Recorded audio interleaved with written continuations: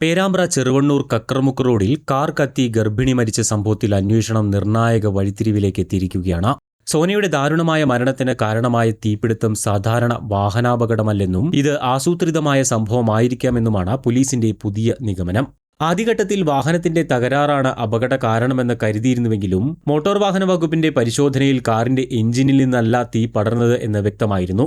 ഇതോടെയാണ് കേസ് പുതിയ ദിശയിലേക്ക് മാറിയത്. കാറിനുള്ളിൽ നിന്നും പെട്രോൾ കത്തിയാണ് തീ പിടിച്ചത് എന്ന നിഗമനത്തിലേക്കാണ് പോലീസ് ഇപ്പോൾ എത്തി നിൽക്കുന്നത്. പെട്രോൾ ക്യാനിന്റേതെന്ന് കരുതുന്ന ഒരു അടപ്പും പോലീസിന് സംഭവസ്ഥലത്തു നിന്നും ലഭിച്ചിട്ടുണ്ട്. ഇതുമായി ബന്ധപ്പെട്ട നിർണായകമായ മറ്റ് തെളിവുകളും പോലീസിന് ലഭിച്ചുവെന്നാണ് വിവരം. അതേസമയം തന്നെ സോനയും രജിൻലാലും തമ്മിലുള്ള കുടുംബ പ്രശ്നങ്ങളെക്കുറിച്ചുള്ള കൂടുതൽ വിവരങ്ങളും ഇപ്പോൾ പുറത്തു വന്നിട്ടുണ്ട്. സോനയുമായി ഭർത്താവ് രജിൻലാൽ നിരന്തരം വഴക്കിട്ടിരുന്നുവെന്നാണ് ബന്ധുക്കൾ പറയുന്നത്. സോനയെ നിരന്തരം പീഡിപ്പിച്ച റെജിൻ കുഞ്ഞിന്റെ DNA അടക്കം പരിശോധിക്കണമെന്ന് ആവശ്യപ്പെട്ടിരുന്നു. കാർ കത്തിയ ദിവസം രജിൻ മദ്യപിച്ചിട്ടുണ്ടായിരുന്നതായും സോനയുടെ അമ്മാവൻ സത്യൻ പറയുന്നു.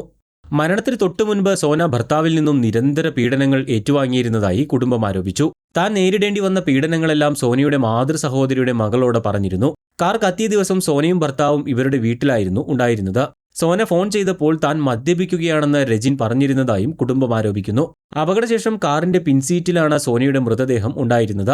തീപിടുത്തമുണ്ടായത് കാറിന്റെ പുറകിൽ നിന്നുമാണെന്ന ഫോറൻസിക്കിന്റെ കണ്ടെത്തലും കുടുംബത്തിന്റെ സംശയങ്ങൾ ഇരട്ടിയാക്കുന്നു. സോനയുടെ മരണം ആത്മഹത്യയാണോ കൊലപാതകമാണോ എന്ന രീതിയിലാണ് പോലീസ് ഇപ്പോൾ അന്വേഷണം നടത്തുന്നത്. കാരണം അപകടത്തിന് തൊട്ടുമുൻപ് ഒരു സ്ത്രീ പെട്രോൾ വാങ്ങിയതിന്റെ തെളിവുകളും പോലീസിന് ലഭിച്ചിട്ടുണ്ട്. ഈ സ്ത്രീ ആരാണെന്ന് കണ്ടെത്താനുള്ള നിർണായക അന്വേഷണത്തിലാണ് ഉദ്യോഗസ്ഥർ. ഈ അന്വേഷണം സോനയിലേക്കും നീളുന്നുണ്ട്. 60% പൊള്ളലേറ്റ രജിൻലാൽ ഇപ്പോഴും ചികിത്സയിലാണ്. അദ്ദേഹത്തിന്റെ മൊഴിയും പോലീസ് രേഖപ്പെടുത്തി. കാറിൽ പെട്രോളിന്റെ ശക്തമായ ഗന്ധം അനുഭവപ്പെട്ടിരുന്നു.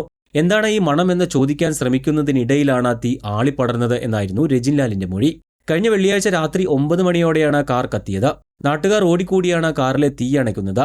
പൊള്ളലേറ്റ രജിൻലാലിന് കാറിന്റെ വാതിൽ തുറന്ന് പുറത്തിറങ്ങാൻ കഴിഞ്ഞിരുന്നു. പിന്നീട് സമീപത്തെ തോട്ടിലേക്ക് ഇയാൾ എടുത്തു ചാടുകയായിരുന്നു.